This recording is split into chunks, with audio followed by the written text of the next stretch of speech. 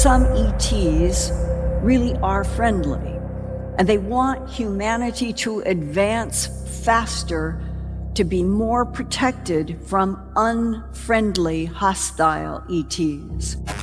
Only one person would know that they came from UFOs, extraterrestrials, and that it was technology that we were desperate to back engineer.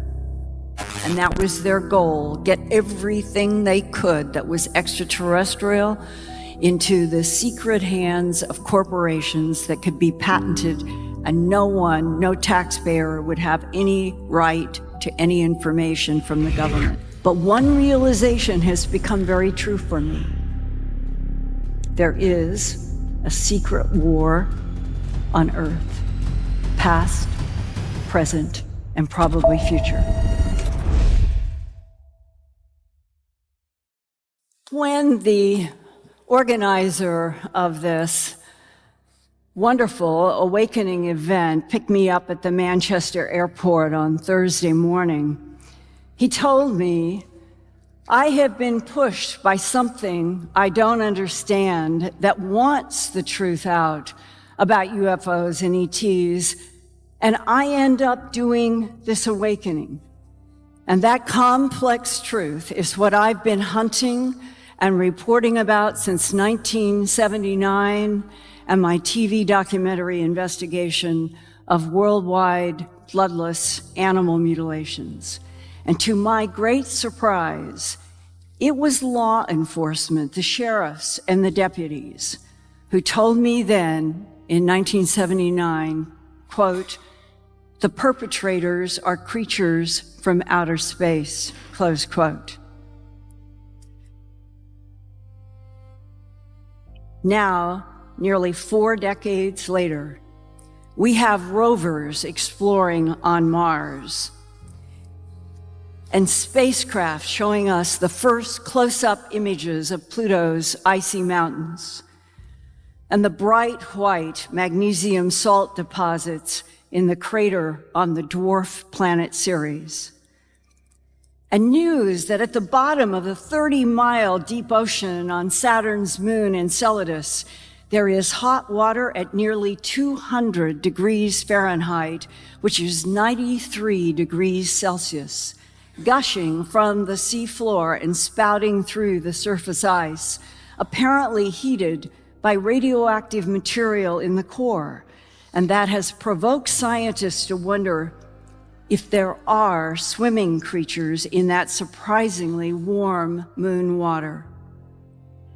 As the future rushes toward us with a persistent mixture of lies and truth, I would like to sharpen focus on what happened 70 years ago when the front page of the Roswell Daily Record on July 8, 1947 was headlined, quote, "Roswell Army Airfield captures flying saucer on ranch in Roswell region. No details of flying disc are revealed," close quote. The truth? We now know it was not a disc. There were 3 crashed UFOs, and they were shaped like the heel of a man's shoe. There was a thunderstorm late at night on July 3rd to 4th, 1947, when 3 aerial objects merged on radar before 3 crash sites were found. The headline about the one came from Colonel William Blanchard. He was the commanding officer of the 509th Bomb Wing at the Roswell Army Airfield. Colonel Blanchard ordered his public information officer, Walter Hott, to issue a press release announcing that one of those flying saucers that people had been reporting that summer had crashed northwest of Roswell near Corona. Strange debris had been found by sheep rancher Mac Brazel on July 4th. 3 days later, on July 7th, the chief of the Roswell Army Airfield's 509th Bomber Group Intelligence Unit, Lieutenant Colonel Jesse Marcel Sr., went to the Brazel Ranch with Counterintelligence Corps agent Sheridan Cabot to investigate, and they gathered up peculiar silver foil, and it folded just like cloth, and then it would spring open, and they would do this just like cloth, and it would return to a perfect, unwrinkled surface. And there were also long, thin I-beams with purple symbols on them. The next day, on July 8th, after the story broke on the front page of the Roswell Daily Record, the head of the 8th Air Force in Fort Worth, Texas, Brigadier General Roger Ramey, on the left in this photo, held a press conference with his Chief of Staff, Colonel Thomas Dubose, and they said, and this was a lie and they knew it, there was no flying saucer. They said it was just a weather balloon that exploded in the thunderstorm.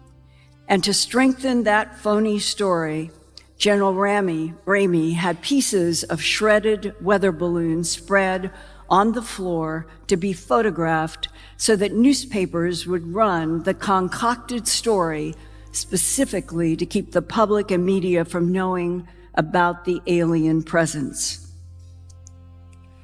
Even Lieutenant Colonel Jesse Marcel Sr. was asked to fly from Roswell to Fort Worth, Texas, to pose, and it was posing like for a magazine, for photos amid weather balloon debris.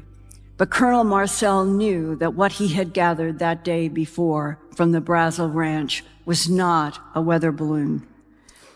5 years later, in 1952, President Truman's Majestic 12 special panel said in their first annual report about the retrieval of, quote, unidentified plan-form space vehicles. And for those of you who may not have heard that word plan-form before tonight, this is a word that we find over and over in the 1940s real documents of which this majestic first annual report, as far as Stanton Friedman and I and others are concerned, this is the real deal.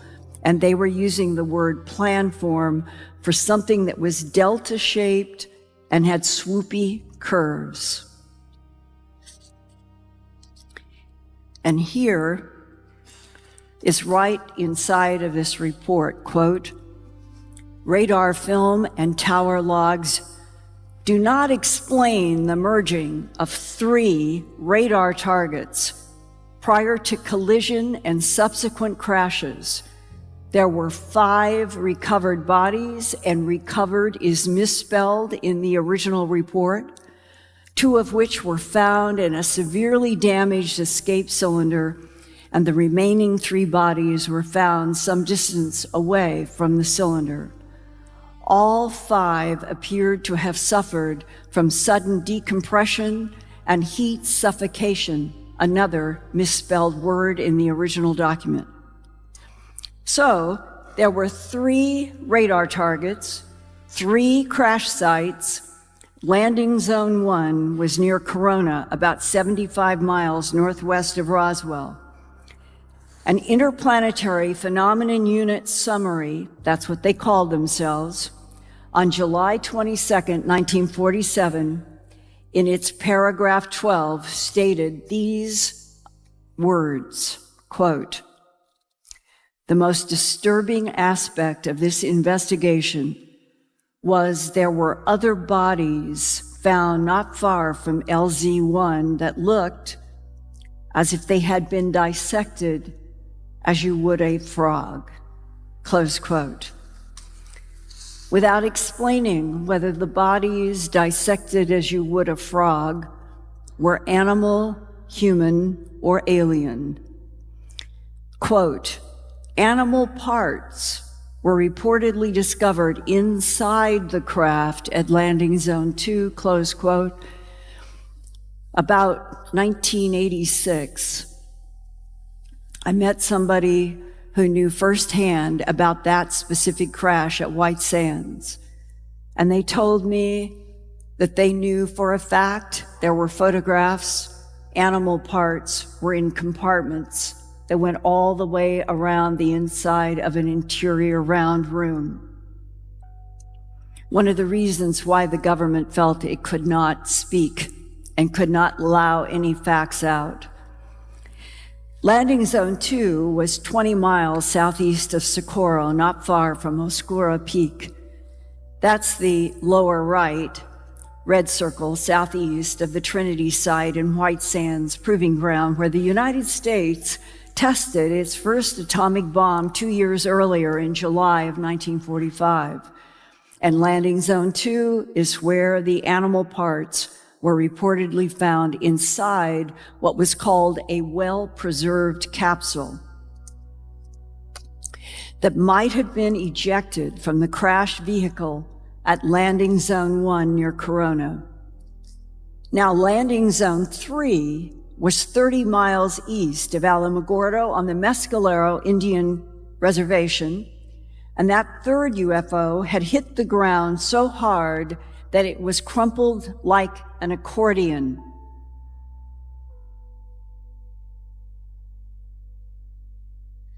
That reference, plan form, in the Majestic 12 Project's first annual report in 1952 was referenced in documents as delta or crescent-shaped ships, never as the oval or the circles, and that it was compared to the shape of the heel of a man's shoe, and that is the shape in this photograph taken over Phoenix, Arizona on July 7th, 1947.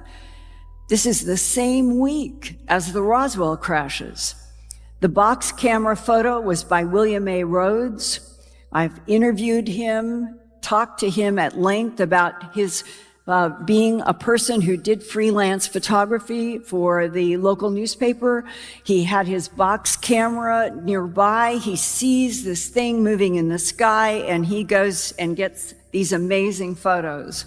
And he had been a flight instructor during World War II at Falcons Field in Phoenix, so he was very aware of what he recognized in the sky and what he thought was truly bizarre, and this was in that category.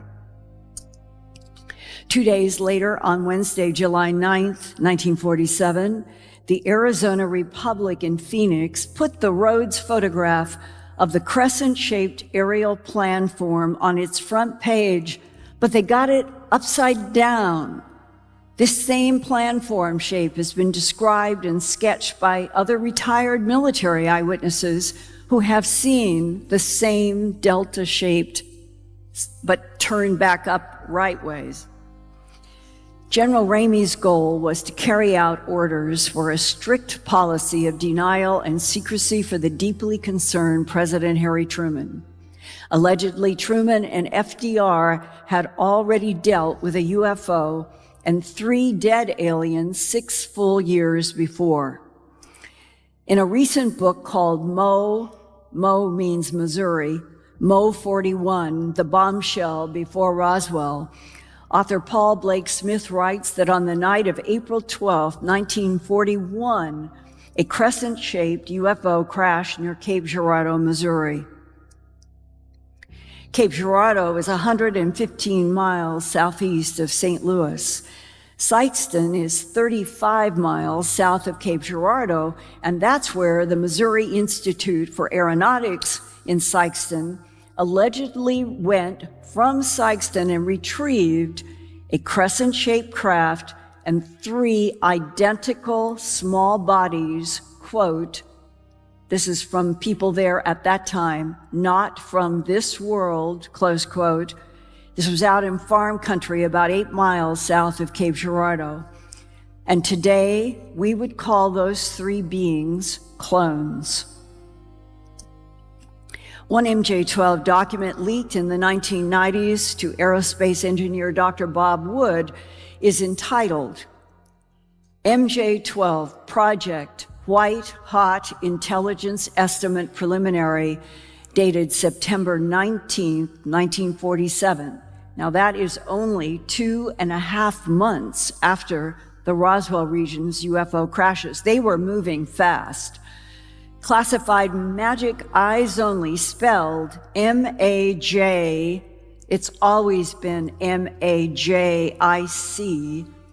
It is an acronym for The first word is majority. The second word is agency, for joint, intelligence, and magic, spelled with a J, in the United States is the highest known security classification. In Part 3, Scientific Probabilities, it states, quote, based on all available evidence collected from recovered exhibits, meaning the plan-form UFOs, currently under study by, and this paper lists 11 government and military agencies and the Massachusetts Institute of Technology. Those craft are deemed extraterrestrial in nature. This conclusion was reached as a result of comparisons of artifacts from the Missouri discovery in 1941, meaning Cape Girardeau. The technology is outside the scope of U.S. science. It is even outside that of German rocket and aircraft development, close quote. Part 2, Technical Evaluation, paragraph 18 states, quote, the following elements were analyzed and found to exist in the small neutronic power plant that was found inside of U-Lot 1. This is another acronym for UFO planform, and this one stands for Unidentified Lenticular-Shaped Aerodyne. Even the recovery case of 1941, meaning Cape Girardeau, Missouri, did not create a unified intelligence effort to exploit possible technological gains, with the exception of the Manhattan Project, close quote. In simple terms, they're saying, with a kind of criticism back in the 40s, we didn't come together to exploit the technological gain of extraterrestrial technology, and the only place where we did collaborate was in the Manhattan Project. The reference to the Manhattan Project means physicist Robert Oppenheimer had the Cape Girardeau neutronic power plant to study during his development of the atomic bomb first dropped on Japan in August 1945 that ended World War II. That also implies that Presidents Roosevelt and Truman already knew about an alien presence during World War II. They knew about it from April 12, 1941. And this is long before the July 1947 Roswell crashes. It means our government is very skilled in keeping secrets and pretending that everything is weather balloons or swamp gas. And those men running the government in the US made a decision to keep everything secret about UFOs and the ETs that they had retrieved, both dead and alive.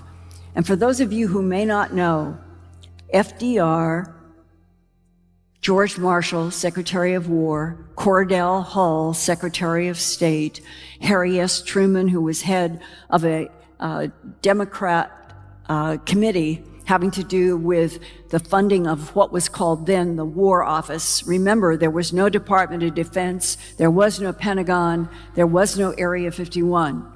It was Washington, D.C. and the Capitol.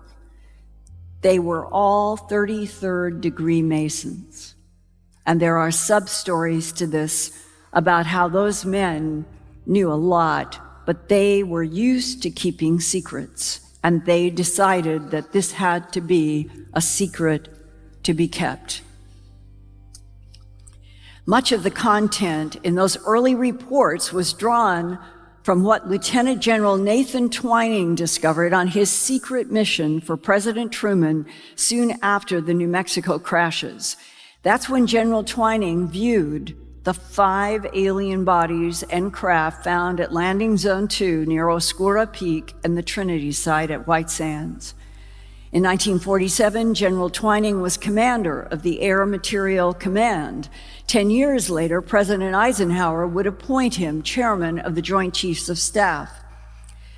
By July 16, 1947, only 1 week after the Roswell Daily headline, General Twining sent President Truman this 2-page report about what he saw for himself at the Landing Zone 2 crash site near Oscura Peak on the White Sands Proving Ground. Quote, upon examination of the interior of the craft, a compartment exhibiting a possible atomic engine was discovered.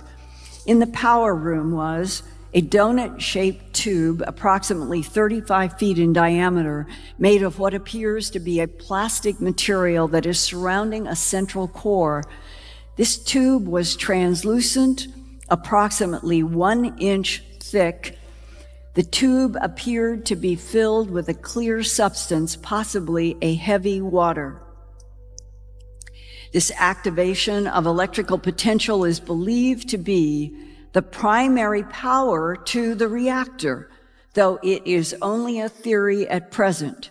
Just how a heavy water reactor functions in this environment is unknown.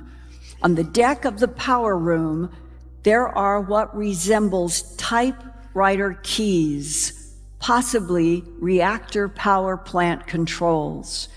There were no conventional electronics, no wiring to be seen, connecting these controls to the propulsion turret. Now, I was told in the 80s about these strange keys that were found in one of the crashes. And I was told that they were discussed by people who were there and retrieved as looking like strange hieroglyph-type symbols. Think of Egypt. Those are hieroglyphs. Tibet, for example, would be lines and dots. Hieroglyphs, think of Egypt. The 1952 MJ-12 first annual report said, quote, the technology may be eons ahead of us, meaning thousands of years beyond us on Earth. Another military insider from World War II and the Eisenhower and Kennedy presidencies did a 1997 book entitled The Day After Roswell about what he knew firsthand of UFO extraterrestrial technologies and ETs while working in the Pentagon. Lieutenant Colonel Philip J. Corso worked as chief of the Pentagon's Foreign Technology Desk for General Arthur Trudeau.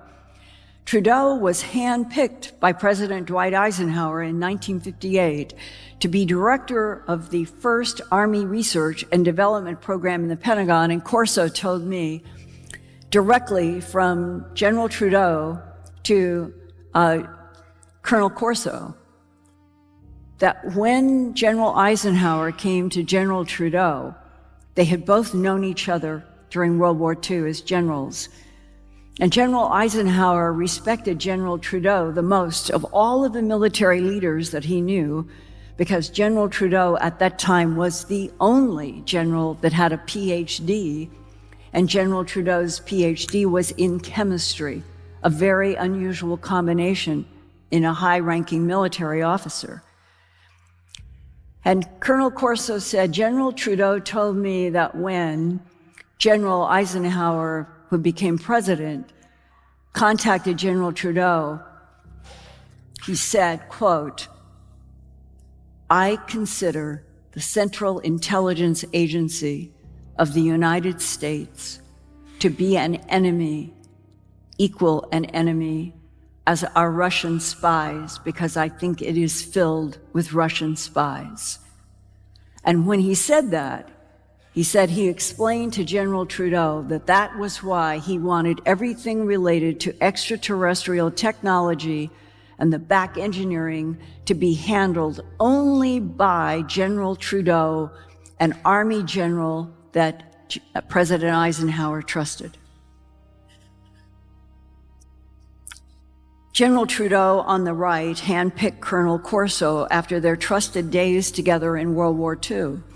Colonel Corso told me that he met with General Trudeau in his Pentagon office, where the general went over to 5-drawer filing cabinets, had Corso come over, pulled open one of the top drawers, said, "Look," and pulled out what ended up being some kind of a laser projection device, picked up what we now would know as semiconductor chips, picked up various things from inside this file cabinet. As General told Colonel Corso, "Your job is going to be to hand deliver these ET technologies to corporate leaders that he, General Trudeau, had personally contacted, and that those would be the only person, no matter how big the company, only one person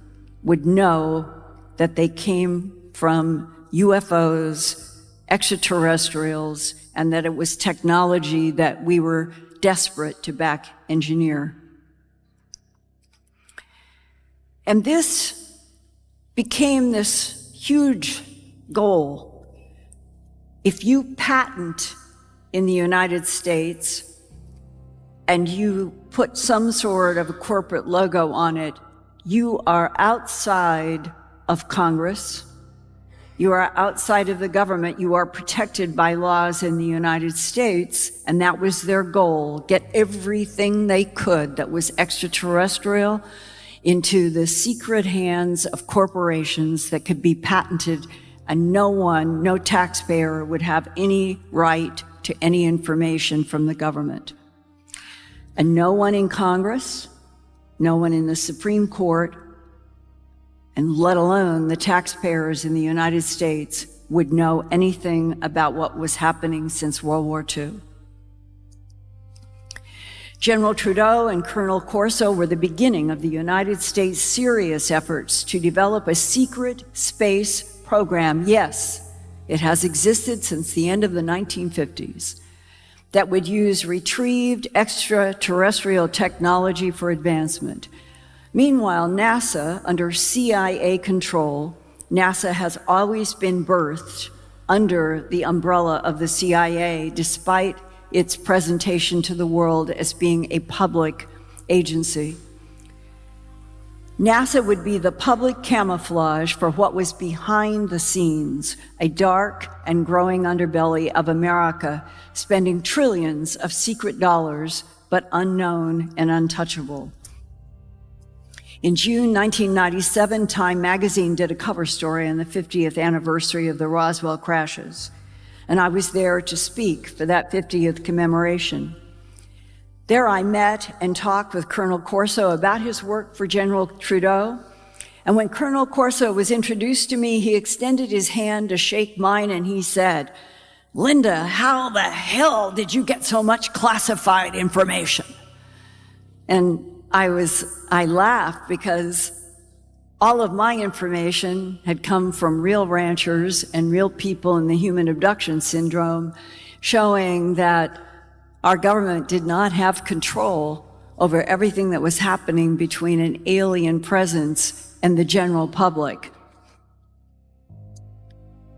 And he meant the animal mutilations that I had investigated from my TV documentary, A Strange Harvest, that was first broadcast May 28, 1980 on Denver's CBS station KMGH-TV, where I was director of special projects. That's when sheriffs and ranchers told me the perpetrators of the bloodless, trackless animal deaths were, quote, creatures from outer space, close quote. Ranchers had seen glowing lights in night skies emit beams down into their pastures. A few had even seen a cow lifted up in a beam of light or lowered to a pasture dead and mutilated.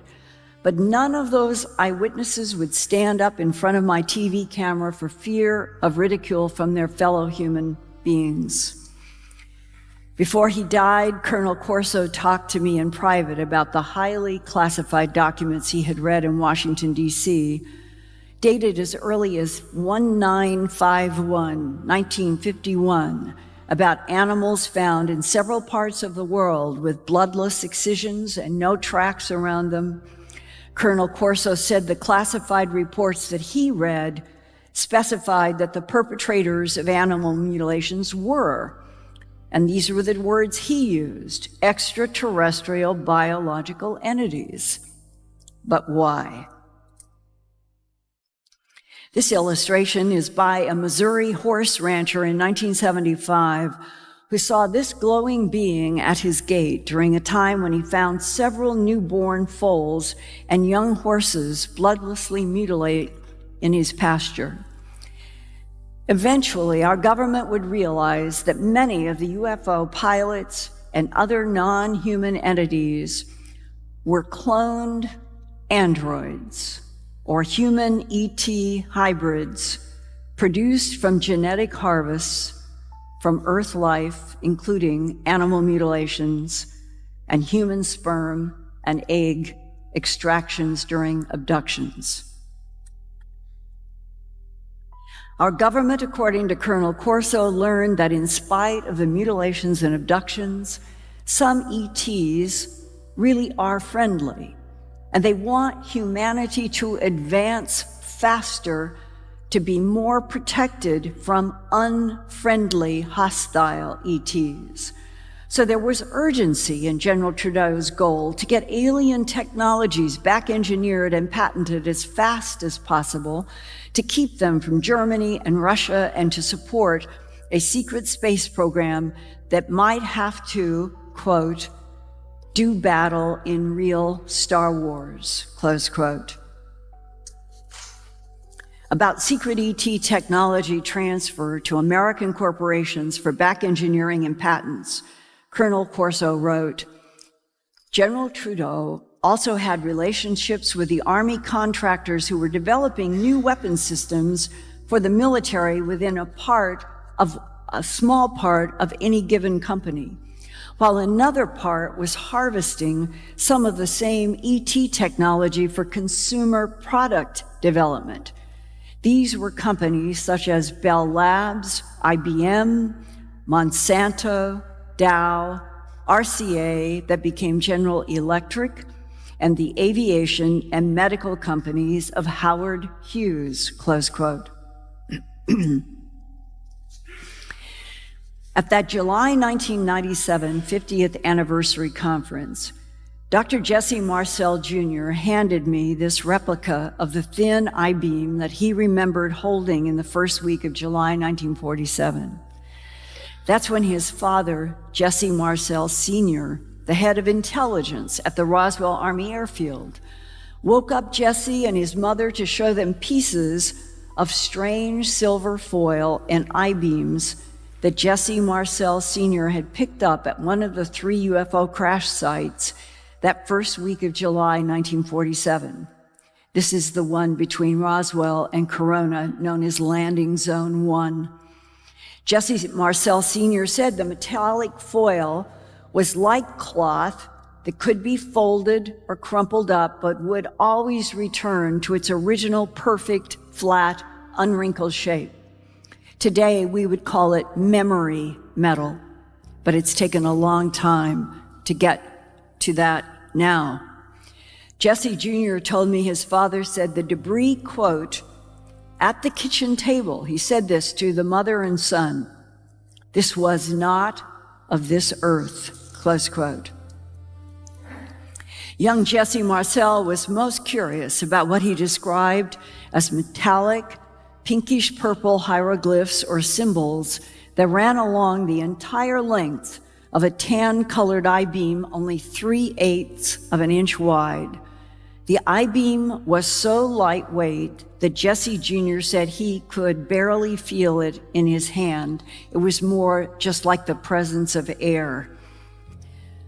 Plastics didn't exist publicly in 1947, but eyewitnesses would later on compare the I-beams to a new lightweight plastic or a balsa wood. There were rumors that scientists had discovered the I-beams were an exotic hybrid of metal-like wood, both organic and inorganic molecules mixed in this substance. It could not be cut or burned. Intelligence officer Jesse Marcel Sr. would himself compare the strange pink-purple symbols to, quote, indecipherable Chinese writing, close quote. Perhaps we're back to that word hieroglyphics. 12 years after the 1947 Roswell UFO cover-up began, Brigadier General Stephen Lufkin has said that he was briefed in the Pentagon in 1959, this would be 12 years later, about the Roswell UFO crashes, and he was shown physical I-beams with what he called purplish, and he used the word encryptions. Encryption means encoding messages or information in such a way that only authorized parties can read it. Another source, Steve Lytle, reported that his mathematician father was asked by government authorities to, quote, decipher the I-beam symbols, close quote, but no one was able to. And those weren't the only mysterious symbols to show up on UFOs. In 1803, we're really going back in time, on the east coast of Japan, in the Hitachi province, fishermen reported that a pale, red-headed, alien-looking woman suddenly emerged from under the ocean waters in a round craft that had symbols on its surface. The woman was inside the craft clutching a box. Eyewitnesses called her Utsuro Bune, meaning ship hole, because her sea craft was shaped like a rice bowl. People who saw the craft said the top was like glass or crystal. When the red-haired woman spoke, it was in a language that no Japanese person had ever heard before. What language was she speaking? Where did she come from? What was in that box? Nobody knows. Eyewitnesses claimed the same red-haired woman and craft were reported in other parts of Japan as if she were flying around in the craft. She was always reported to be tightly holding the box. 177 years later, on December 26, 1980, after midnight, Staff Sergeant James Peniston at RAF Bentwaters Woodbridge in England would also encounter a strange craft with symbols in Rendlesham Forest. When Sergeant Peniston dragged his fingers over the symbols, his mind was filled with zeros and ones of binary code and telepathic impressions of a time machine from a distant future where an advanced civilization was dying out. Its mission was to harvest genetic material from Earth to use as, quote, band-aids to extend the future civilization's survival. There was no pilot.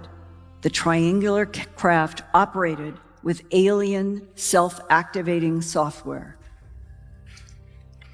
Now here is a comparison of two Utsuro Bune symbols marked with red circles that are variations on the Jim Peniston triangle and circle symbols in the lower left. And we're going to see this triangle circle symbol again as recently as the end of June 2015 in another UFO encounter. But first, going back to August 28, 1991, 11 years after Sergeant Peniston touched the symbols on the alien craft in Rendlesham Forest, Soviet authorities were tracking a UFO on a zigzag course at 4,225 miles an hour.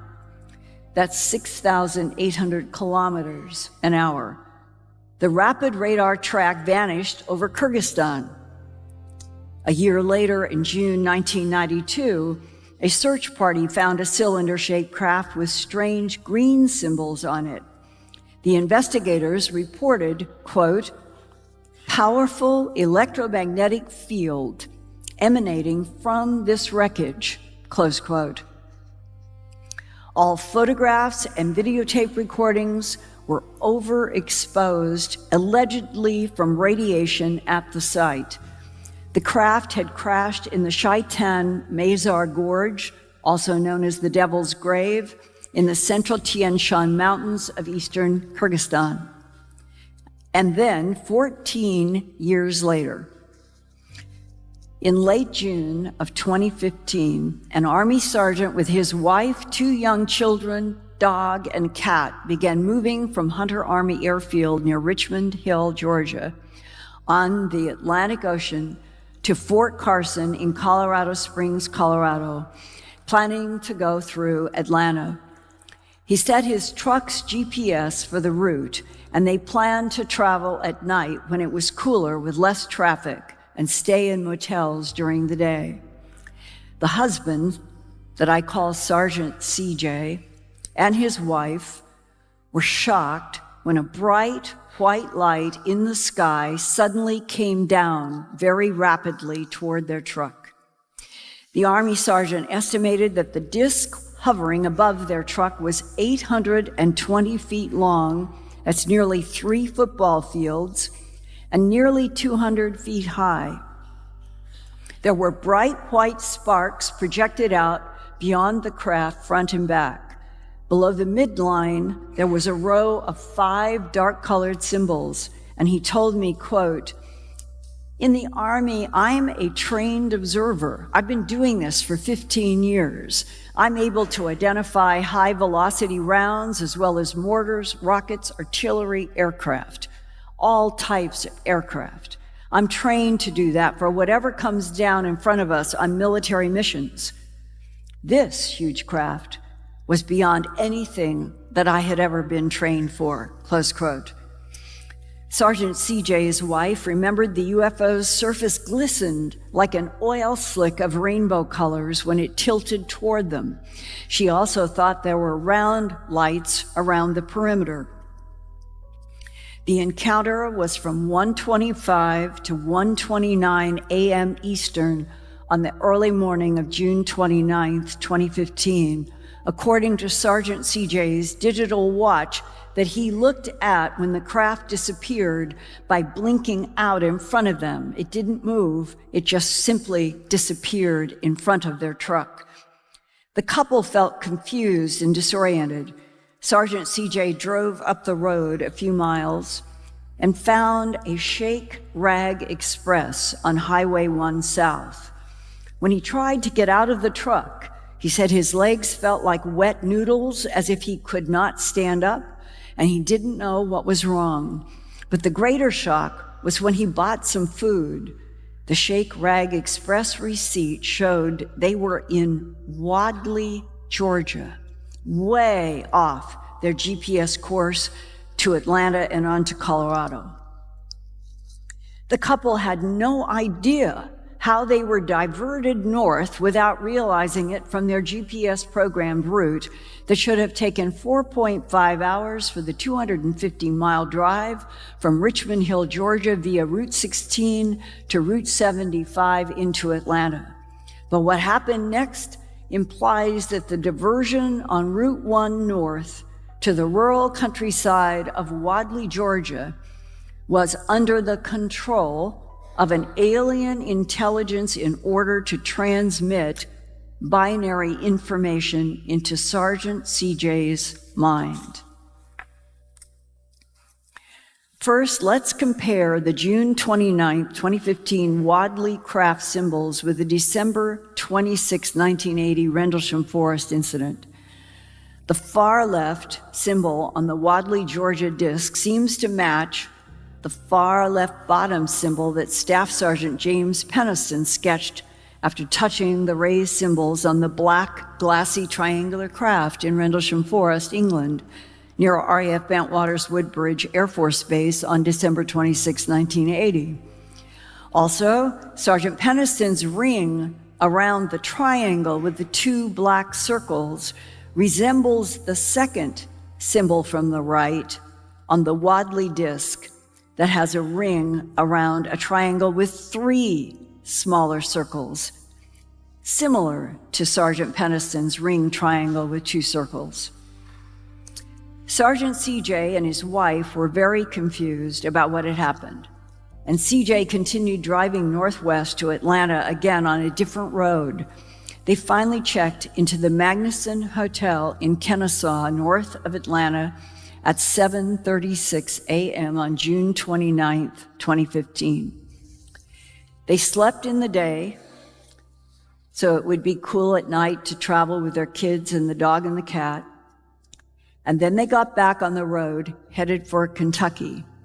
The credit card sales receipt for the Motel 6 in Paducah, Kentucky, shows CJ and his family checked in at 5:13 a.m. on June 30th, 2015. They were exhausted and everyone fell asleep. But Sergeant CJ found himself waking up in their Motel 6 bathroom, holding a ballpoint pen in one hand and the letter-sized receipt from the motel in the other hand, staring at the back of the receipt covered with squares and lines, and could see his own pen trailing off to WTF. Is there anybody here who doesn't know what those letters stand for? During our first interview about this high strangeness, he asked that his voice be electronically altered because he is active Army and he wants to remain anonymous, but he's trying to keep me in his loop about what is happening even to this day. Sergeant CJ talks about a vivid dream he had before becoming conscious in the bathroom. In the dream, light gray alien beings wearing dark lenses over eyes very similar to but larger than human eyes are warning about a threat to Earth. Have you seen the symbols in sleep or in your mind's eye? Usually in my sleep, and that first time that it happened was in that hotel. I do not remember getting out of bed and walking into the bathroom with a pen in my hotel sheet and doing that. I literally woke up standing there after I had finished. Have the symbols been repeated in addition to the squares and the vertical lines? Yeah, I've seen them again in dreams. Can you describe that dream? Yeah, it's dark all the way around, and they're being scrolled past from right to left. They're slightly illuminated, like a light blue color.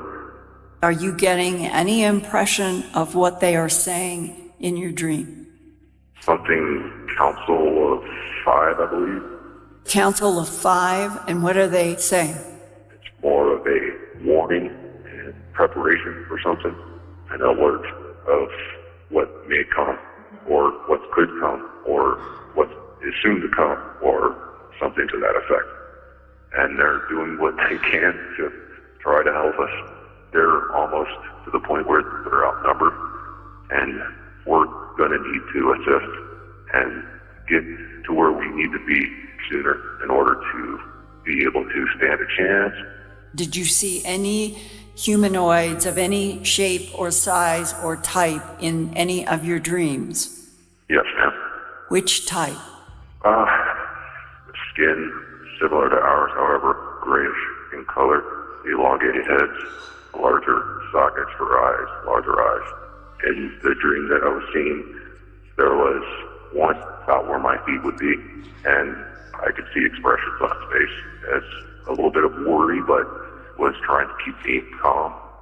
Did you get the telepathic impressions of warning there aren't enough of us, there's more of them, something is going to happen that's going to be a big problem, and that these beings have been trying to help and now they can't because they don't have enough numbers versus what is there?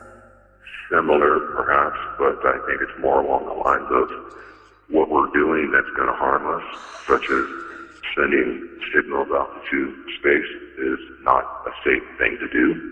That we have technology that we need to expand on, but it's being kept from everyone behind locked doors or closed doors, and only to certain individuals or something to that effect, and allow all minds to come together to get things done a little bit quicker. Or what is going to happen? Whatever's going to happen might negatively affect us. I don't know what that might be, though. And if there is a warning or an alert, that would imply that something is coming that may be harmful. I don't know. I know it's something that will affect us here on Earth. I know that at our current advancement in technology and how we're progressing is happening too slow. And the way to fix that is opening up and allowing everyone here who is kept in the dark or not being told the information. We need to allow outside minds in order to solve the issues that we're having, to increase our advancement in technology and speed up our process for advancement. If that doesn't happen, what bad could happen? I really don't have an answer to that. But you just heard about a warning that seems dependent upon waking up the human family on this planet as a move that could help all of us get stronger. The awakening is happening, whether it is small in the minds of somebody like Sergeant CJ or large like we're experiencing together in Manchester, that something is impending that he puts in the dangerous category. Now, about this Council of Five, Sergeant CJ told me he had never heard those words outside of that dream. When you Google ET or Alien Council of Five, and the first time I ever heard it or did it was after the interview with him, this is one of the websites that comes up that lists 5 alleged alien races that include EMERTHER, apparently pronounced Emerther. The website Alien Axioms describes the Emerther as, quote, one of the founder races of the Council of Five, ancient and more advanced on many levels than most cosmic intelligences. Allegedly, it was the Emerther that wanted to meet with, or did meet, American President Dwight Eisenhower, perhaps over stopping atomic bomb testing, close quote. The website states, without giving information sources, quote, very little is known about the 5 alien races that make up the Council of Five. These 5 races have been protecting Earth and humans for a long time, and they last met together on this planet in 1944. That would be the year before the end of World War II, but during the height of World War II. I asked Sergeant CJ why he thought advanced intelligences would be communicating with Earth humans in binary code. And he replied, quote, well, maybe it's like the yin and yang symbol of black and white. So zeros and ones can be used all over the universe to communicate, close quote. Well, on Earth, this is what standard ASCII 8-bit binary code looks like. It starts with the number 0. It's up in the upper left, 0011, 0000. That is the binary code for the number 0. Capital letters are different from lowercase letters. Punctuation, such as periods and commas, each have their own 8-bit code designators. Australian geneticist Horace Drew, PhD, volunteered to translate Sergeant CJ's squares and ones. And here is the first page showing how red underlined letters and words emerge in ASCII binary code. And I don't think that a lot of you, I'm going to show a larger, but So that you will relate to the summary, that first red line, it says continuous, P-R-O-T-E. Those letters match the binary code above. The next two lines of code they finish up P-R-O-T-E to C-T-I-O-N of H-U-M-A-N-I-T. That word finishes up down to Y and a latitude, longitude. Expose, hidden, K-N, drops down to finish up knowledge, to all. And now here is what the whole translation looks like.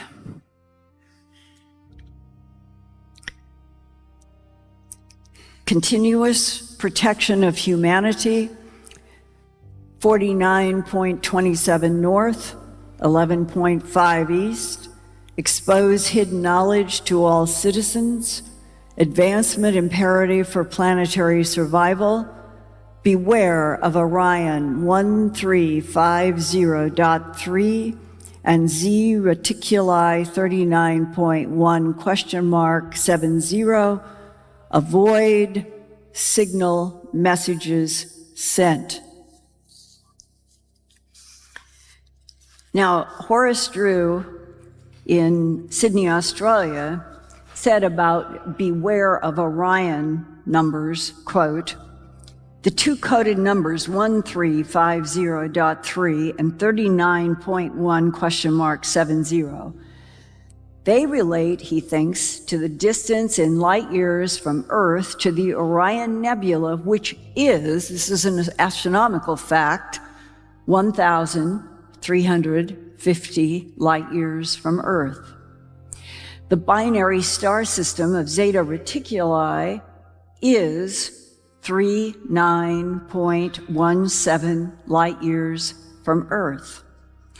Zeta Reticuli 1 is supposed to be the original solar system source of some of the gray aliens, close quote.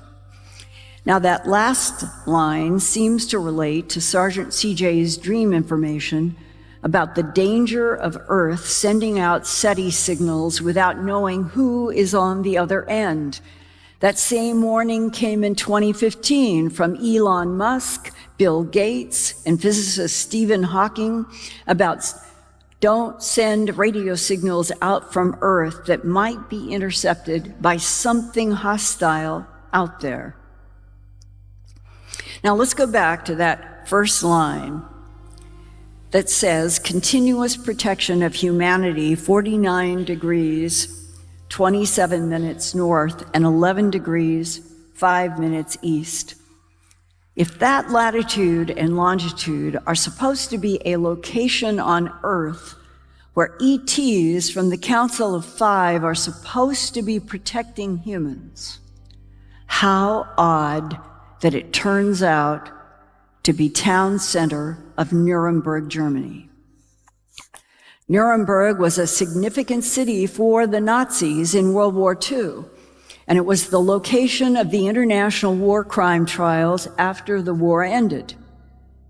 But Nuremberg was also famous more than 400 years ago in 1561, when immense black cylinders appeared in an early dawn sky and released many strange blue, black, red, and orange spheres, rods, and crosses.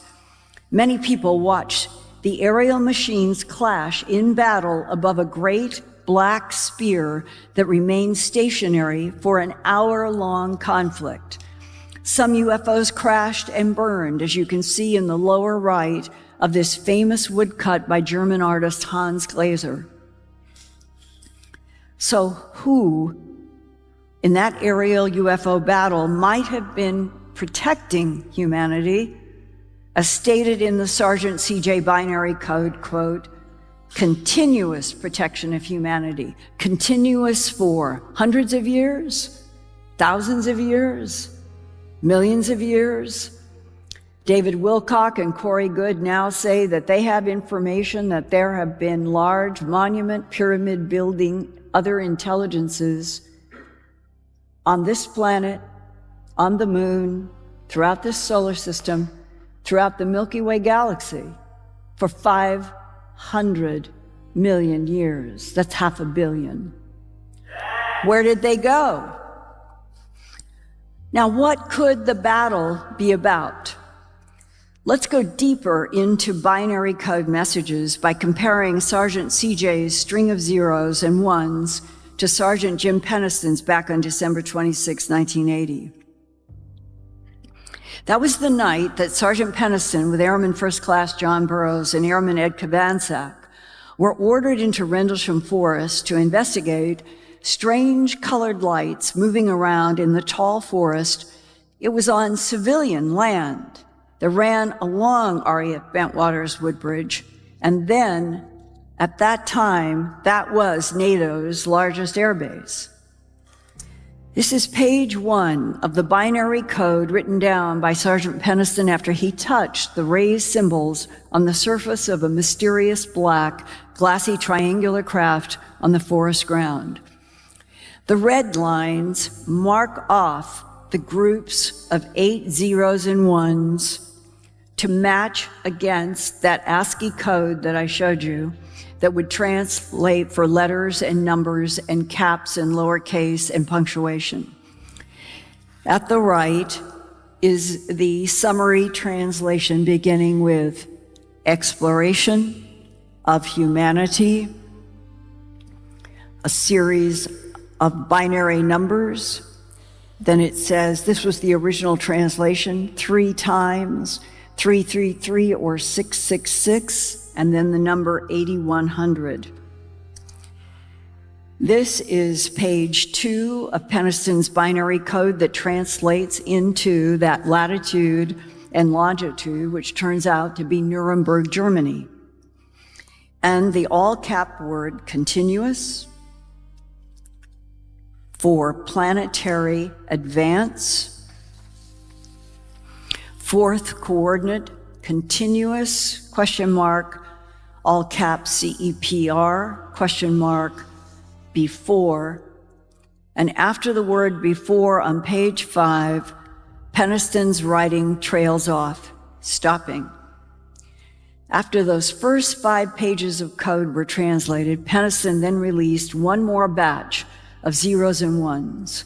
This is Peniston's personally approved and official release of his binary code translations, in which he added 6 more latitudes and longitudes that, depending on the decimal point placement, which is totally interpretive, these sites could be Caracol, Belize, Sedona, Arizona, the Great Pyramid in Giza, Egypt, the Nazca Lines in Peru, Taishanku in China, and the portal at the Temple of Apollo in Naxos, Greece. And then these strange words, quote, eyes of your eyes. And in the last line, the number 8100 is repeated as, all caps, origin year 8100. If you subtract Earth year 1980 from 8100, you get 6,120 years in the future for the time travelers instead of 40,000 years as Peniston thought after his hypnosis. But it can also be argued that the time travelers from a distant future were not referring to Earth-based 365-day year cycles of time. It is also important to understand that Peniston did not have any decimal placements in his string of zeros and ones. So each latitude and longitude could be any one of 24 possibilities, according to retired astronomer Mike Reed. For example, in the second line, latitude and longitude, when a decimal was tried in a different position than the high Brazil option shown here, it precisely matched, right down to like a square foot, the town center of Woodbridge, not far from the airbase and Rendlesham Forest. Professor Reed felt strongly the Woodbridge option made more sense because the black triangle craft would likely be emitting a continuous stream of location information to whoever sent it to Rendlesham Forest. All of the name locations in parentheses are arbitrarily selected decimal point placements as well, but were more logical choices than other latitude-longitude possibilities that were out in the oceans in the middle of water, except for the selection of High Brazil, which came from an ancient sea story about an island west of Ireland that only appeared once every 7 years. Adding to its mystery were the tales of people who actually went out in boats trying to reach the island and who never could, and the Ancient Aliens TV program chose that option because that fit the Ancient Aliens theme, and that's why it's on the list instead of Woodbridge Town Center. Okay, now let's compare Sergeant CJ's first June 30th, 2016 binary translation on the top, 35 years after Sergeant Peniston's first binary release from his December 26, 1980 encounter. Words that stand out as similar over those 35 years and two different binary experiences are continuous, humanity, and advanced planetary survival. Another such warning about planetary survival came in this binary code discovered in a wheat field next to Crabwood Copse in the village of Pitt, near Winchester, Hampshire, England, on August 15, 2002. The gray alien head and binary code disk are in front of BBC Winchester's tall broadcast antenna. The 60 thin horizontal lines are thought to simulate an early 20th century TV broadcast. That's when they had all of these lines in the TV sets. The implication seemed to be that the crop formation was a reply to Earth TV signals, but was the warning from the alien depicted in the wheat holding the binary disk? Or was the warning about the alien in the wheat pattern? The three star-like objects on the alien's shoulder resemble the famous Orion belt stars, so many people have thought that there is a threat from something associated with the Orion constellation. The start of the Crabwood August 15, 2002 binary spiral of code begins, and you see part of it, the black 0010, and that is the beginning. You can see capital B over here from the ANSCII 8-bit, 01, 00, and B, and the 0100 is going from bottom to top around in a spiral. That's where the capital B comes in. And then the rest of the message, which is in standing crop and laid crop, the standing crop would be the ones, the flat crop would be the zeros, and you get BEWARE.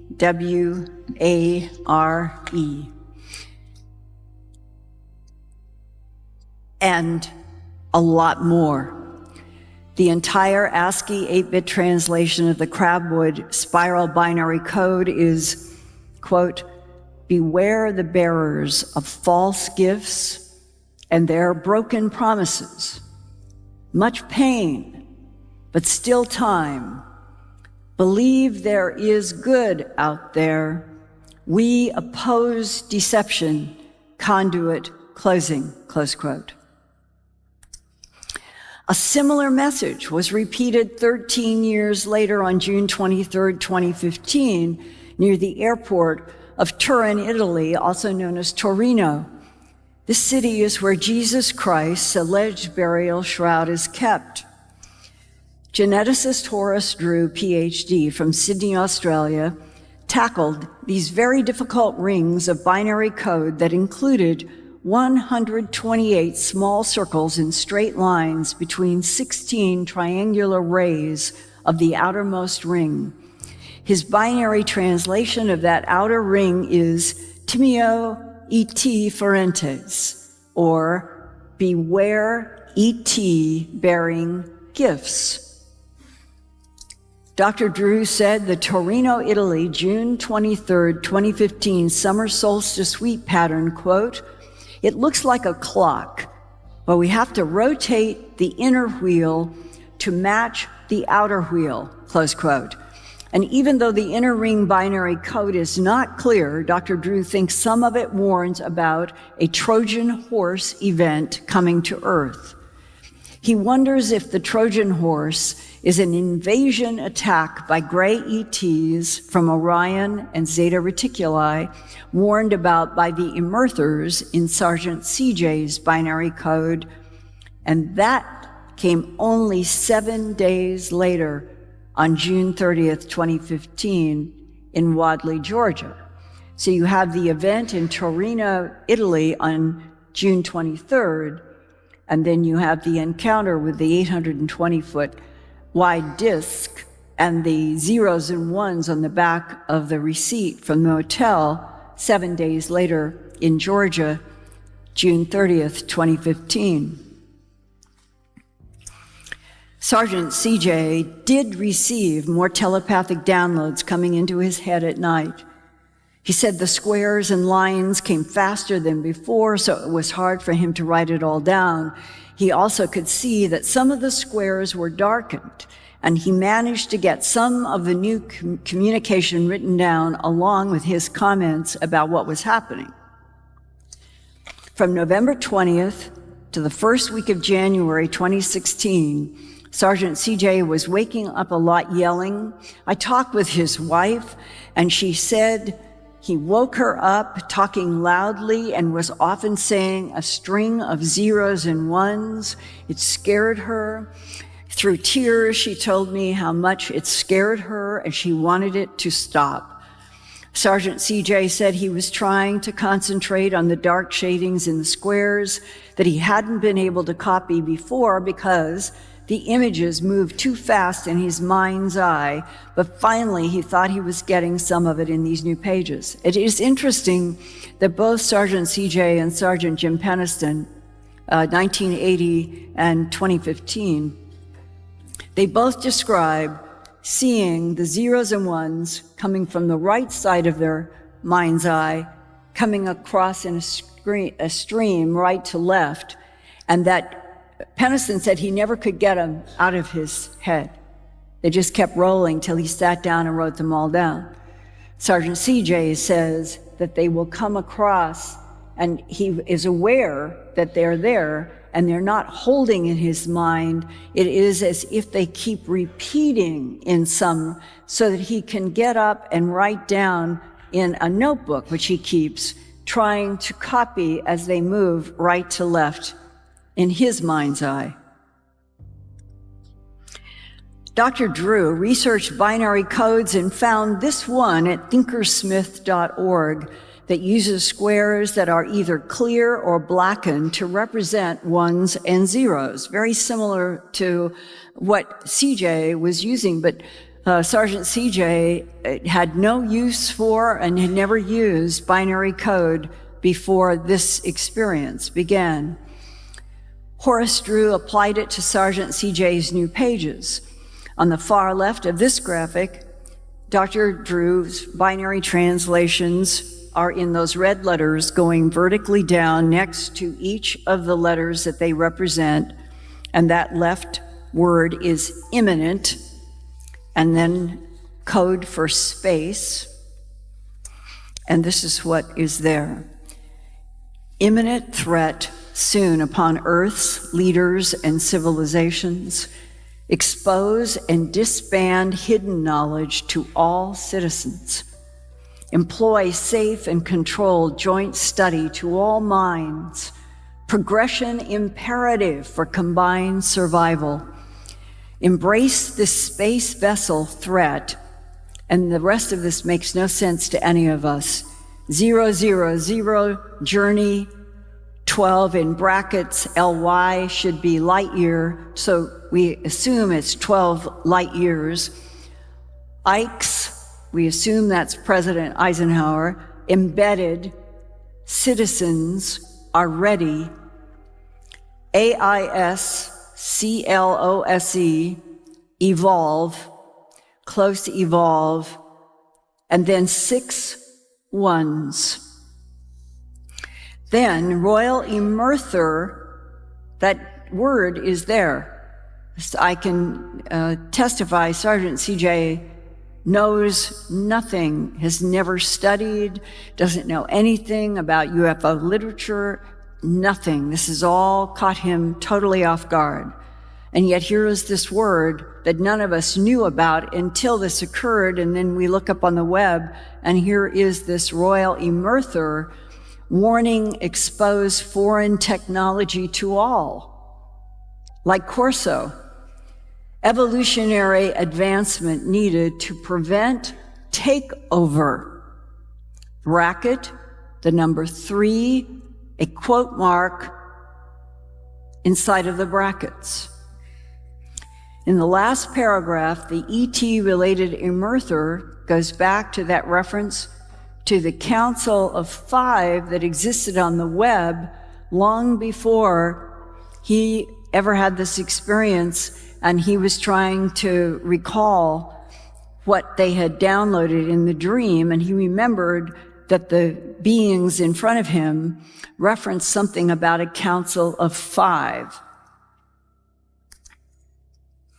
Then on February 18, 2016, he found that he had added 5 new lines of squares and lines without darkening any of them, and he emailed me, quote, "This was fast, and I was unsure if I drew them down correctly.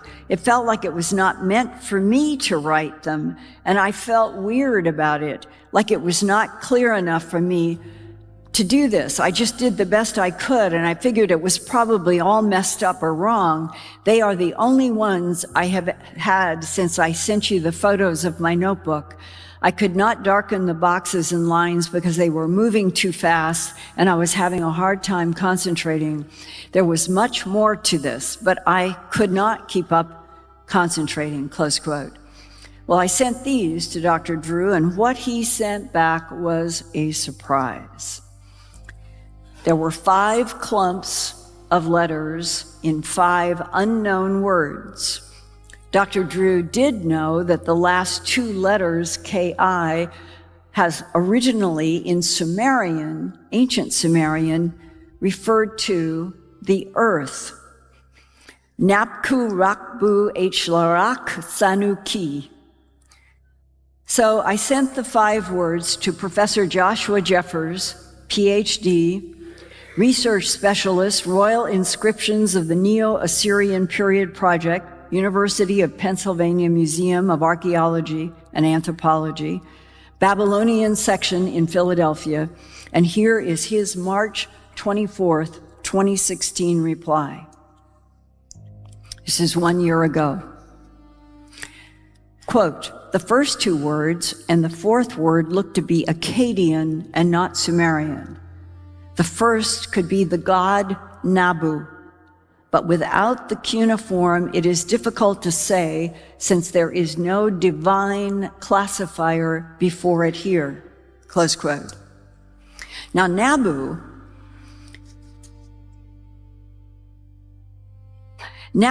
is one of the 3 most important gods in Sumeria. Nabu was the keeper of the tablets of destiny that recorded humanity's fate. The only 2 others that had more authority than Nabu were Enlil and Enki. Nabu was son of Marduk and grandson of Enki, Ea of the Anunnaki. Nabu's grandfather, Ea, is the creator and protector of humanity because Ea created humans out of clay to be worker slaves for the Mesopotamian so-called gods. But the supreme god, Enlil, was irritated by the noise that humans made, apparently because we aren't telepathic and we have to talk out loud. So Enlil wanted to destroy Ea's human slave creation with a devastating flood because we were too noisy. But Ea realized what Enlil was up to and got a friend to build an ark so that humanity could escape God Enlil's act of annihilation. Professor Jeffers continues, the second word, rakbu, would be the noun rider, from the verb rakabu, to ride, frequently upon a horse or a chariot. The middle word could possibly be the word for the city of Larsa in southern Mesopotamia, written out phonetically. But the H hyphen is nonsensical for Sumerian and Akkadian, and this is puzzling. The fourth word, sanu, could be an infinitive of the verb to do again, or a second time, or even to be different and strange. The fifth word, ki, by itself can be Sumerian, and it would mean earth or land. Now, the meaning exactly remains unclear, but Sergeant CJ himself wonders if this is about the return of Nabu to earth. We are waiting to see if he has any more telepathic downloads that might explain these Sumerian and Akkadian words, and just recently we got a little bit, and all I'll do is just tell you. These were 0 and 1's translations on September 29th, October 3rd, October 9th, October 20th. These were just snatches he was able to write down. And here were the translations. Day of dark energy, until photon energy is mastered, enlarge. Photon energy is mastered. Squeeze, shrink, insert, charge, creator. Will stand aside, 14 guardians remain on. So it's less coherent, strange, and stranger. But here is one more look at everything that we've been able to translate outside of these bits that I just told you, from binary transmission, from this alien intelligence to Sergeant CJ, who has a very responsible job in the United States Army. June 30th, 2015, continuous protection of humanity, 49.27 north, 11.5 east, expose hidden knowledge to all citizens, advancement imperative for planetary survival. Beware of Orion 1350.3 and Zeta Reticuli 39.170. Avoid signal messages sent. October 2015 to January 2016. Imminent threat soon upon Earth's leaders and civilizations. Expose and disband hidden knowledge to all citizens. Employ safe and controlled joint study to all minds. Progression imperative for combined survival. Embrace this space vessel threat, the strange 12 light years. Ike's embedded citizens are ready, and more that don't make any sense. Royal Emerther warning, expose foreign technology to all. Evolutionary advancement needed to prevent takeover.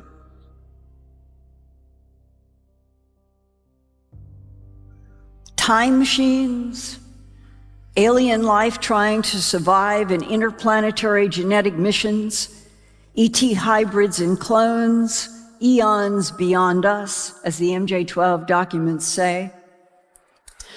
Whistleblowers have reported that alien technologies can make their various spacecraft, androids, and other ET technologies invisible to human eyes. They can be anywhere around us on this planet at any time, in the sky, in the water, on the land, and we cannot see. This naval ship fading into invisibility is an October 2015 Northrop Grumman Facebook posting. In addition to invisibility, The extraterrestrial technology is described as functioning with self-activating software that can neutralize gravity and project three-dimensional holograms as camouflage that human eyes and minds cannot detect in the Earth.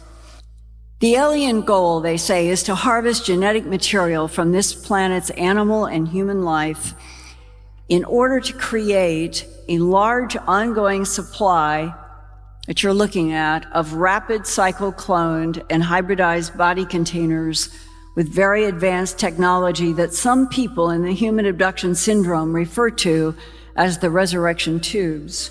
And I'd like to underscore how important these illustrations that I'm showing you are, because I was contacted by a man who had worked for the Defense Intelligence Agency for 23 years. He said his job was to analyze and monitor the competing geopolitical territorial conflict of three different extraterrestrial civilizations on this planet. And he said, we thought that the rapid cycle cloning technology was one of our government's greatest secrets.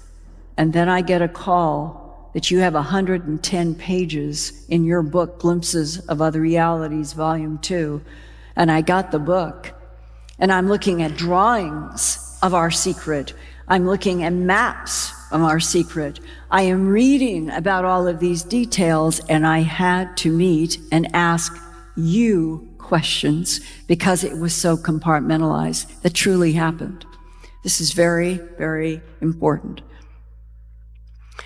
I first learned about the cloning tube technology the first week of March 1991 when I received in the mail a large envelope that contained an audio cassette, a letter, and several color drawings from a woman named Linda Porter. She was born in 1946 and began having memorable experiences with non-humans by age 12 in 1958.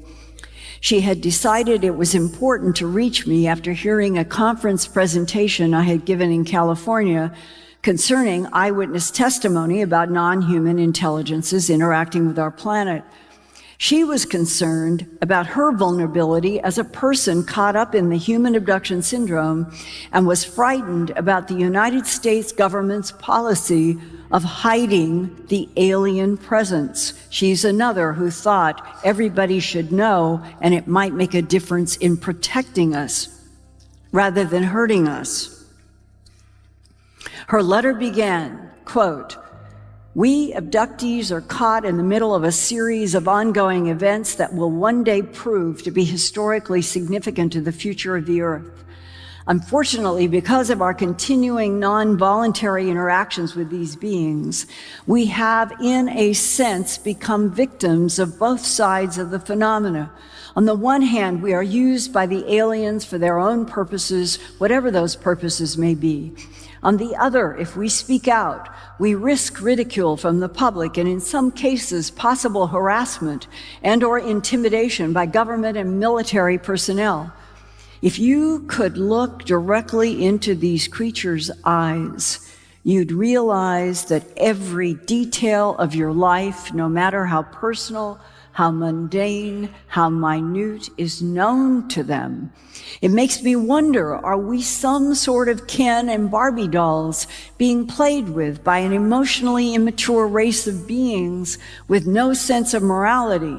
Or are we pawns held in the grasp of a dying race that will do anything for their own survival, including the cold-blooded manipulation of another species, we humans, and the brutal mutilation of helpless animals? Unless a person has been through the trauma of an abduction, they cannot comprehend how these entities can strip the mind and soul as easily as they can strip the clothes off a body. They scan details of a person's life with such facility that they make you feel as if you are an interesting piece of lint caught between their toes. In the blink of an eye, these beings devastate all personal freedom, all sense of privacy, and all prospects for living a normal existence. A person's life is never the same again. He or she is changed forever," close quote.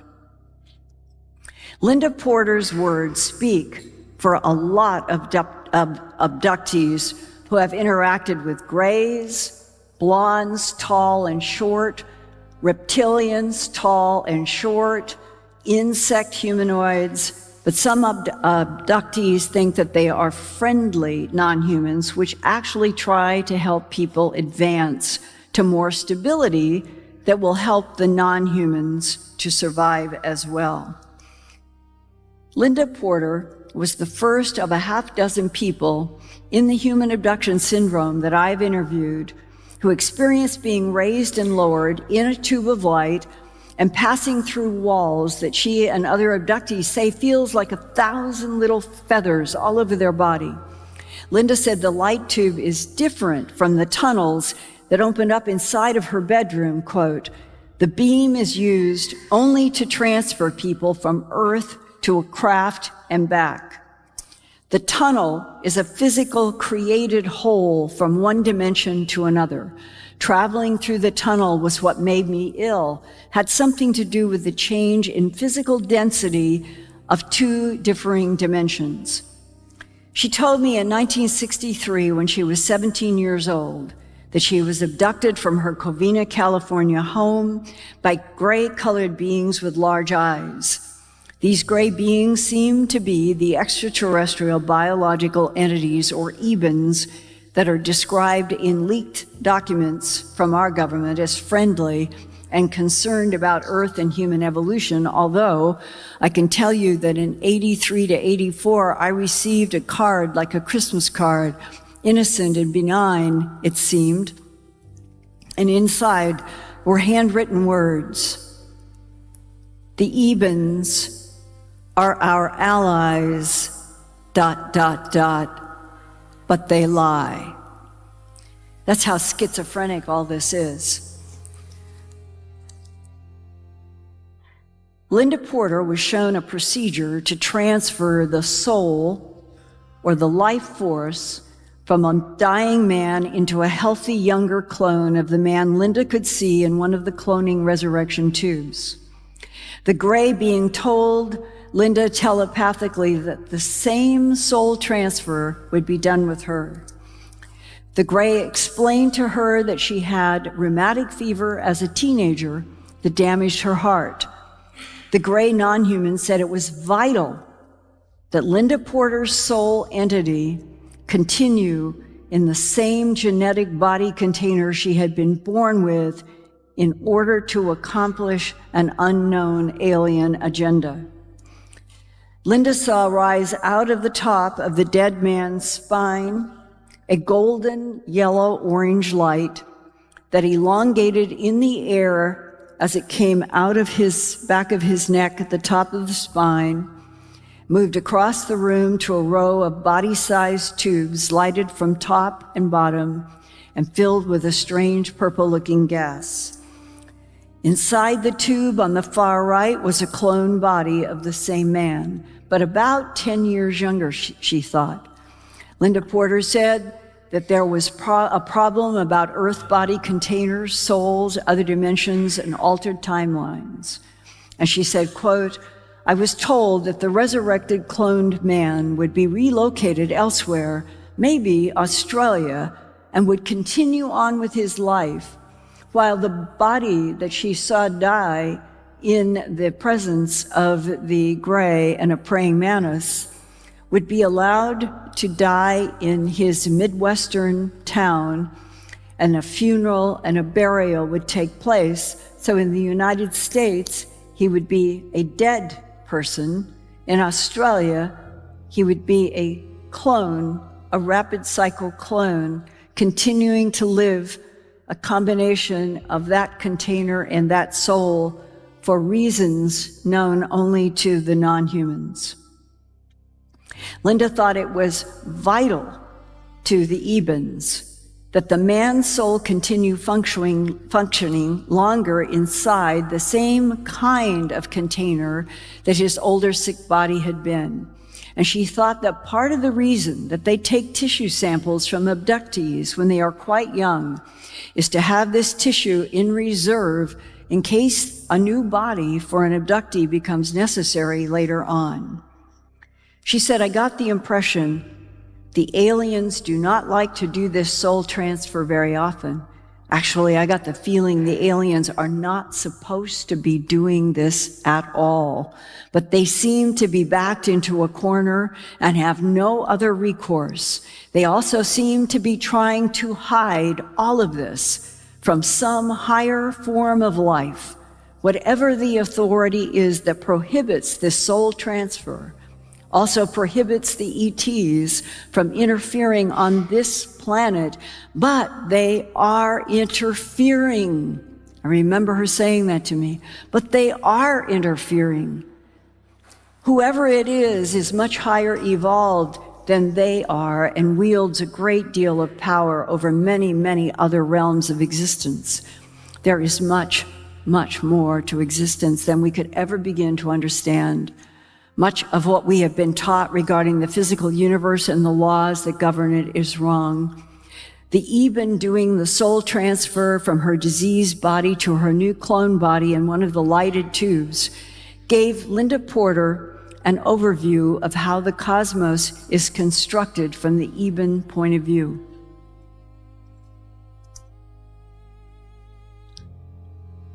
The universe is built on sound patterns, which is why so many different worlds, dimensions can exist in the same space. Each is on a different frequency. Disrupt a world dimension to the point that you destroy the carrier wave it exists on, and you have created a hole in existence that cannot support the dimension above or below it. Each frequency, besides maintaining its own world dimension, also supports or holds in place the one above it and below it. Everything is interdependent. There are countless world dimensions occupying the same space without being aware of one another because of having their own individual octaves. This octave frequency holds the world dimension in place and causes it to exist safely without interfering with or even being aware of other worlds around it. This frequency acts as a buffer zone to keep everything in its place. But you do anything to disrupt it, and you begin a collapse that starts a deadly chain reaction. If the density of this collapse reaches a certain weight, space-time itself begins to collapse. Atomic and hydrogen bombs physically tear into other dimensions. And whatever the experiment is that our government is involved with in outer space, whatever it is, we don't know. If successful, it will change the density of matter to such an extent that the chain reaction started will not be able to be stopped by anybody in any world dimension. There are literally hundreds of different alien life forms here trying to stop what is happening, as it is putting their own worlds at risk. Some, as I had mentioned in earlier letters, are not supposed to be interfering, but they are doing so anyway. What they are all trying to do is stop the ripple effect that will emanate outward from Earth should this government's experiment succeed. But with all their technology, why don't the aliens or their superiors just walk in and stop the whole thing themselves? Why do they need us abductees to speak for them? Something just does not make any sense. I wonder if we humans are being lied to, used for some purpose to put over the idea the aliens want us to believe. If there is an experiment, maybe if it succeeds, it will put us in competition with the aliens for something they don't want to share. Maybe they are trying to scare us out of their neighborhood, close quote. So now I'm going to just summarize that up to this point where I'm going to start again, that I was sharing that I have talked with a lot of whistleblowers in various states of knowledge, in, we'll say, CIA backgrounds, DIA backgrounds, and they have basically reinforced something that at this point in this presentation you are probably feeling. That is the frustration, the angst of not knowing what the truth is, of not knowing what the true agendas are, of intelligences that have been defined in documents since 1947 as being eons, thousands of years beyond us. And that the implication is something is trying to help us while we are also being manipulated. And that my own personal opinion is there's only one way to free us, and that is we need to have the truth. We need to have the truth about even the most difficult subjects, which include a slide like this one, and the whole issue of the recycling of souls in and out of body containers. There was an interview with one of the live aliens at Los Alamos. I know this for a fact. I've talked with a man who was there. And when the Eben was asked about the term, the word reincarnation, the Eben answered, reincarnation, the recycling of souls, is the machinery of this universe.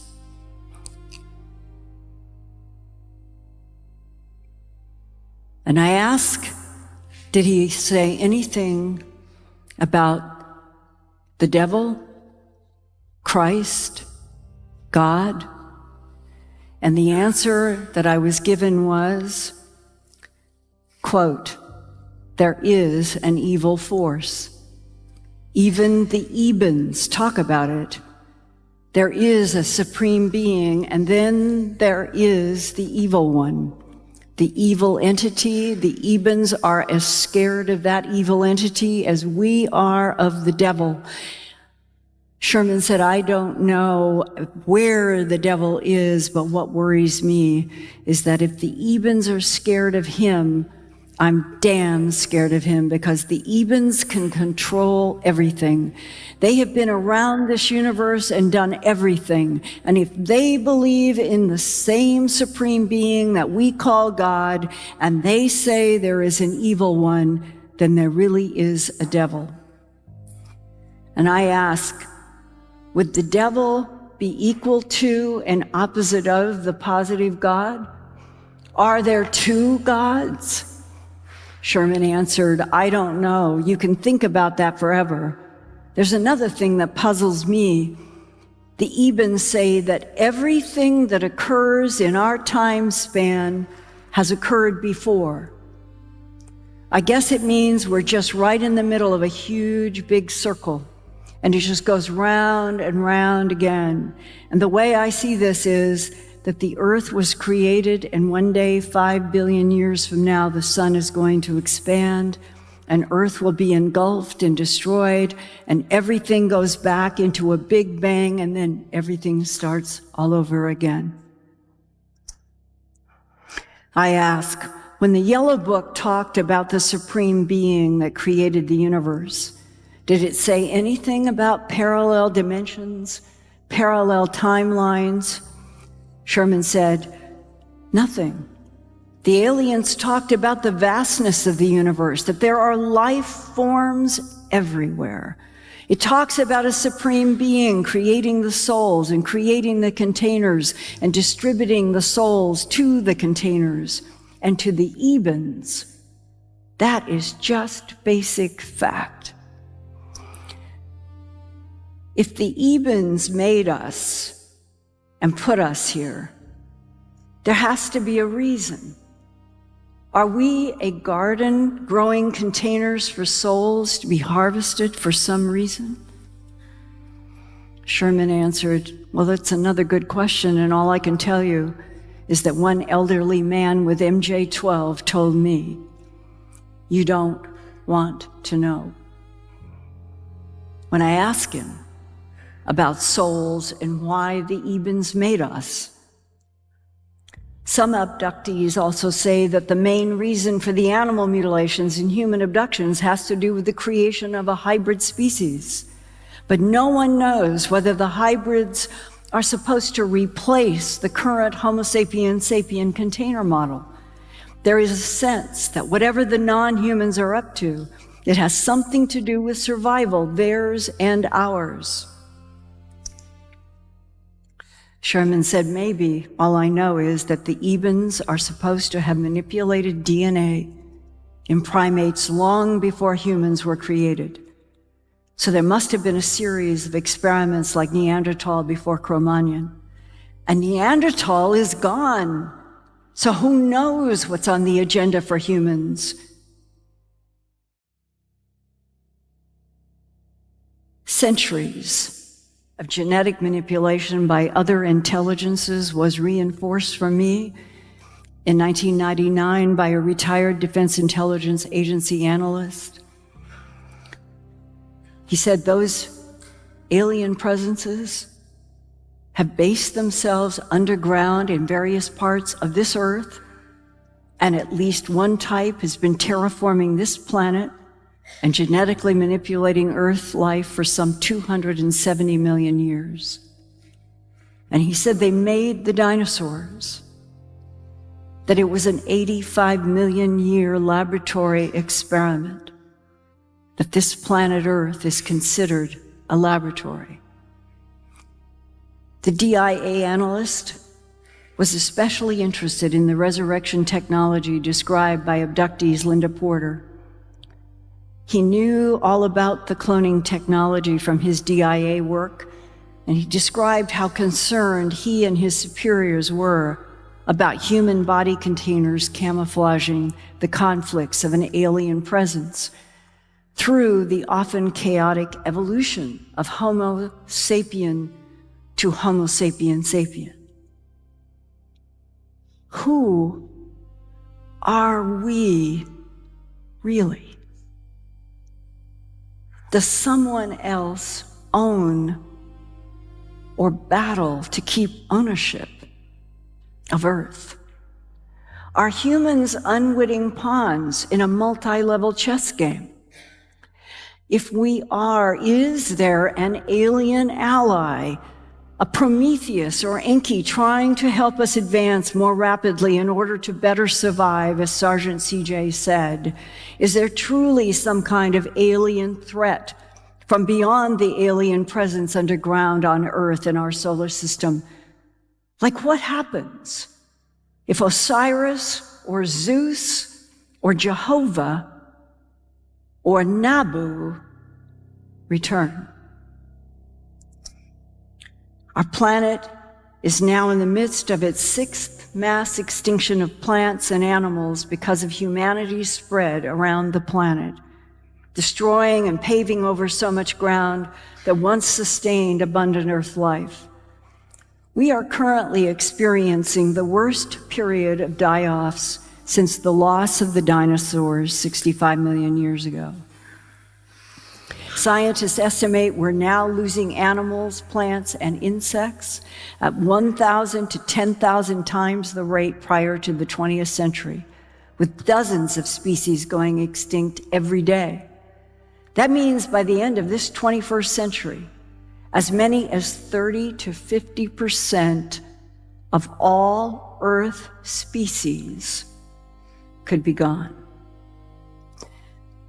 Perhaps the non-human intelligences which watch this planet can see humanity's own future hanging in a balance, but will not allow humans to destroy the Earth laboratory. Perhaps that is why the aliens increased their interference at nuclear missile sites and human abductions, despite aggressive government efforts to keep everything about the alien presence a big secret. One fact is certain. No matter who made humans or why, life on Earth is not guaranteed. But if the chokehold on the truth were released and the entire human family could know everything the governments and the militaries are hiding about an alien presence on this planet that still manipulates DNA and harvests Earth life, perhaps human tribal warfare would slow down in the alien concocted Garden of Eden where a reptile was the teacher. In November 1984, I was a speaker at the University of Nebraska with astronomer and QFOS founder J. Allen Hynek, PhD. I presented about animal mutilations, and Dr. Hynek talked about UFOs, and afterwards he said to me, "Linda, let's let our hair down with each other." And I thought, wow, I'm going to learn what Hynek really knows about UFOs and ETs. And we went to a quiet room away from the conference buzz, and to my surprise, he began with these words: "The most important book I have ever read and hope that you will read too is Theosophy by Rudolf Steiner." And in that book, first written in 1922, Steiner summed up his understanding about the relationship between the human mind, body, and soul, and that the soul is the animating force of all matter bodies. Neither Hynek nor I knew that he would pass into another dimension only a year and a half later from a brain tumor. And I would not learn from abductees about the ET soul transfer technology for 7 more years until 1991, when abductee Linda Porter illustrated seeing the human soul life force radiating that gold-orange light as it moved from the dying man's body into another body cloned by a praying mantis and a gray Eben type. But one realization has become very true for me. There is a secret war on Earth, past, present, and probably future. One group of other intelligences want to see humans evolve into oneness with the divine field responsible for all matter worlds. Another intelligence wants to stunt human evolution so it can continue to harvest us genetically for its own self-serving purposes. This is the confusion of contradictory literature and conflicting religions throughout human history. Religious inspirations have been used to homogenize various human groups to make them more controllable by the competing intelligences, but those have often been ET manipulations, not honest guidance from the divine field. Maybe like political factions, the dark party and the light party are competing over legislation to legalize the production of cloned android life outside the force of creation's recycling program of a finite number of souls. Maybe some souls are captured and put into clone bodies, which is fouling up the divine field's process. Other clones might never receive souls. That political issue about cloning for galactic trade or alien wars might explain why dramas of resurrected saviors from Osiris in Egypt to Christ in ancient Palestine have appeared to humanity. Osiris and Christ were beings with human bodies and mysterious divinity who empathized and emphasized that death in the body does not end life for the soul and spirit. That concept underlies the Egyptian obsession with mummies and sacred rites to protect the soul at the moment of death from competing forces.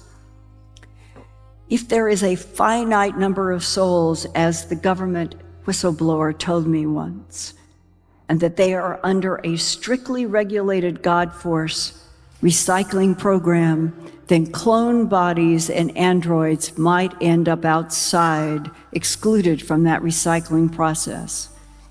The full scope of this complex, multi-layered chess game for souls, spirits, and bodies of humans, extraterrestrials, angels, and time travelers might be beyond human ability to understand.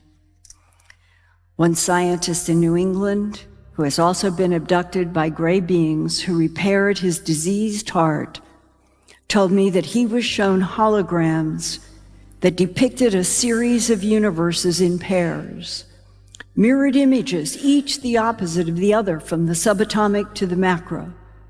He said, quote, "Our universe is paired to another universe which is completely opposite of this one.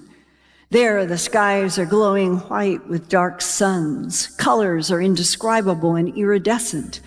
Time flows to the past like a conveyor belt. At the moment of death, in our universe, we move through a tunnel to change charge in order for the soul to move into the mirror universe where it is all light.